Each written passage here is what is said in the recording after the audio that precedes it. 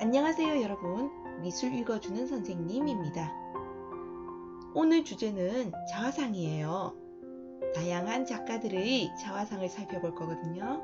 그럼 우리 재미있는 미술의 세계로 빠져보아요.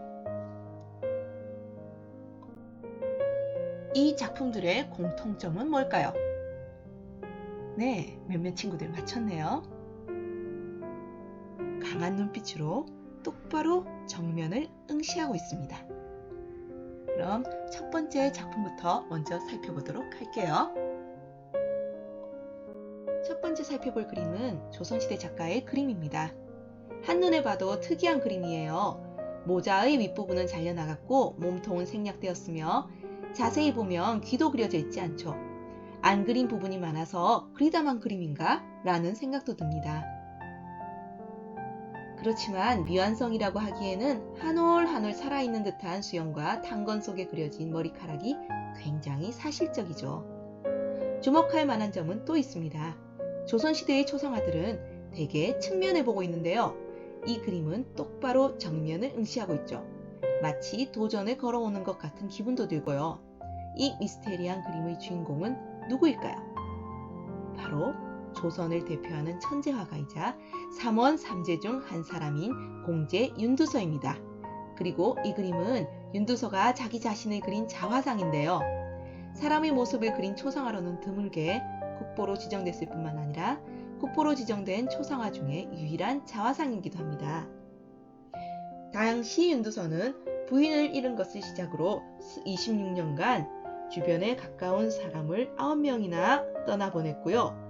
당쟁으로 인해 벼슬길에도 나아가지 못했어요. 과감히 생략한 탄건의 윗부분, 당시 문인 선비들이 관모를 쓰는 부분이었죠. 두 귀를 그리지 않았으니 세상 사람들이 왈가왈부하는 소리를 신경 쓰지 않아도 될 겁니다. 아마 윤두서는 벼슬에 미련을 버리고 세상의 어떤 이야기에도 흔들리지 않겠다는 의지를 자화상을 통해 표현하고자 한 게 아니었을까요? 암울했던 현실, 그러나 그 현실 속에서 좌절하지 않고 오히려 더욱 강한 의지와 다짐을 간직한 채 윤두서의 자화상은 변함없이 우리를 정면에서 당당하게 응시하고 있습니다. 알브레히트 디러는 15에서 16세기에 활동한 독일 작가예요. 평소에 자화상을 많이 그린 작가로 유명합니다. 이 그림에서 화려한 모피코트를 차려입은 화가는 정면을 응시한 채 오른손을 들어 손가락으로 심장을 가리키고 있어요. 디러가 활동하던 당시에 정면을 응시한 자세는 오로지 그리스도, 그러니까 예수님, 그리고 왕에게만 허용되었어요. 뿐만 아니라 왕족이나 귀족만이 입을 법한 모피코트를 화가가 걸치고 있는 모습도 당시로서는 꽤 파격적이었어요. 비록 30이 채 안 된 젊은 화가였지만 디러는 이 작품을 통해 나는 예술가다! 라고 세상을 향해 당당히 외쳤던 것입니다. 실제로 디러는 그림 안에 나 니른베르크 출신의 알브레히트 디러는 28세의 나이에 불변의 색채로 나 자신을 이렇게 그렸다 라고 써놓았어요. 디러는 이 자화상에 그림과 함께 글을 써놓아 자신의 모습이 영원히 남아있으리라는 것을 암시합니다. 정말 자신감이 넘치는 작가죠?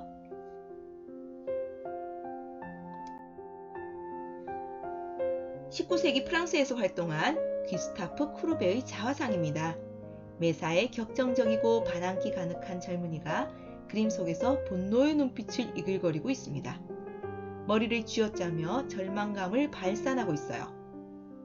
귀스타프 쿠르베는 자기애가 넘쳤대요. 젊은 시절에는 잘생겨서 이성에게 인기도 많았다나요? 가난해도 항상 당당했고 후원자에게도 굽신거리지 않았대요. 그리고 평소에도 스스로를 어디에도 속하지 않는 자유로운 인간이라고 말했대요. 그림의 성격이 그대로 드러나죠. 쿠르베는 우아하고 아름답게만 그리려던 기존 미술계의 화풍을 거부하고 그림에 있는 그대로의 사회를 가감없이 담으려고 했어요. 이것을 사실주의라고 해요. 이 그림은 26살 때 그린 작품이래요. 삶의 고통을 그림으로 승화시킨 작가들. 이 세 작품을 보면서 누가 그린 작품인지 맞춰볼까요? 네, 첫 번째, 두 번째 그림을 그린 작가는 누구나 다 알고 있는 빈센트 반 고흐의 작품입니다. 세 번째 그림은요, 아마 맞춘 친구들이 별로 없을 것 같아요. 프리다 칼로라는 멕시코의 여성 작가예요. 이 두 작가의 이야기를 계속해서 들어보도록 할게요.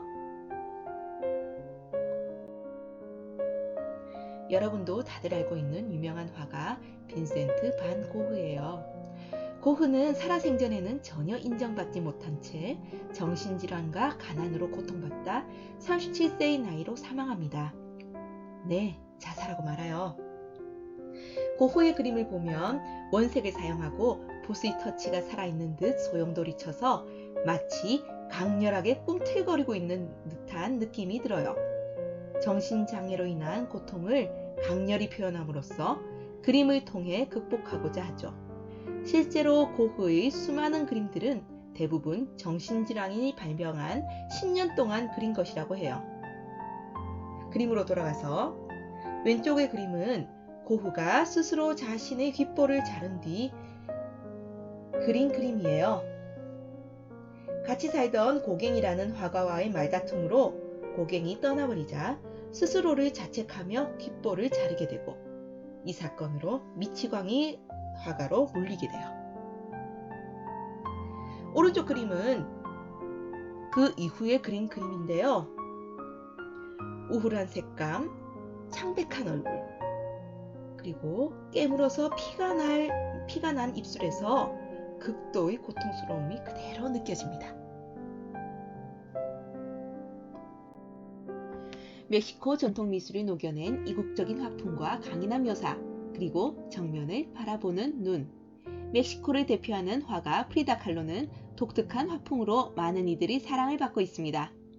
프리다 칼로는 정말 많은 자화상을 남겼어요. 프리다 칼로는 어린 시절 아버지 친구인 한 인쇄공에게 그림을 배웠습니다. 이때만 해도 프리다 칼로는 과학과 신체에 관심이 많아 의사가 되기를 꿈꿨어요.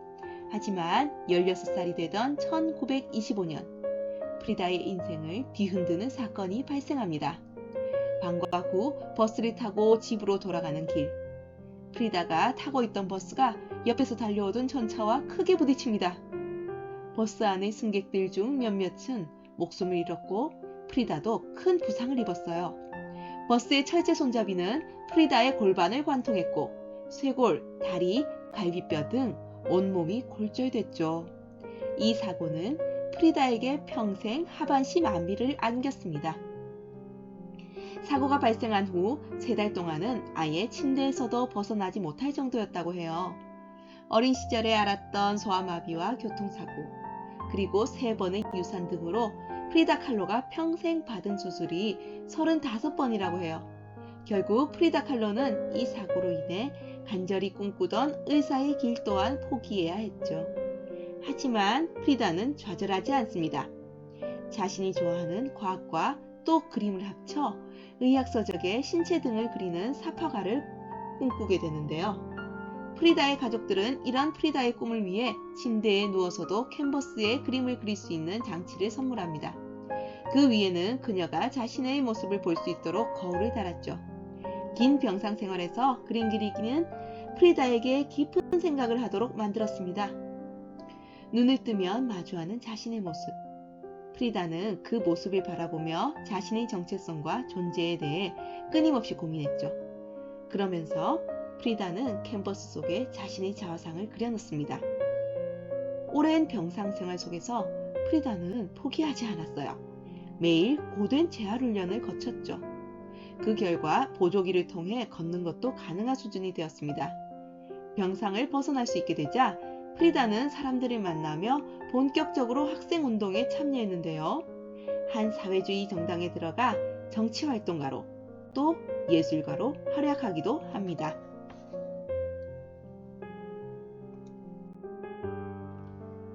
여기서 디에고 리베라라는 멕시코 사회에서 가장 존경받는 벽화 화가를 만나 함께 예술활동과 사회활동을 하며 사랑에 빠지고 결혼을 하게 됩니다.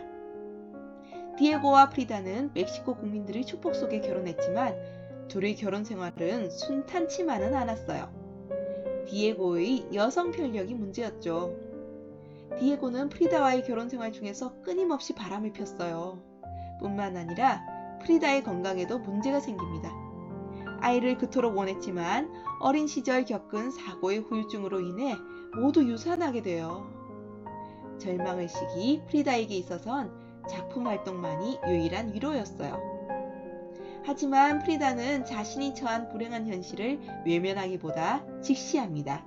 온갖 고통 속에도 또렷하게 정면을 바라보는 눈. 프리다는 고통스럽고 황량한 분위기의 기호 속에 올곧이 서 있는 자신의 자화상을 그려놓았는데요.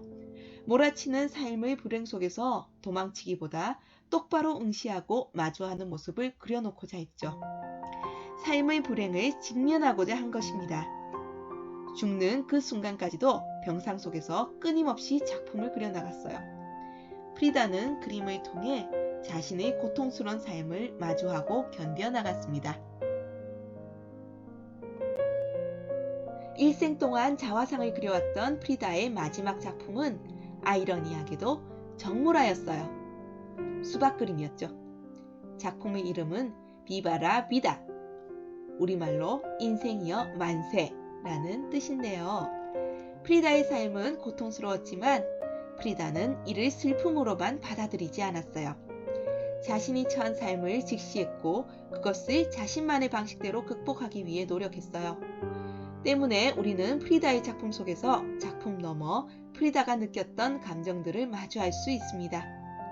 1954년 프리다는 마지막 유언을 남기고 세상을 떠납니다.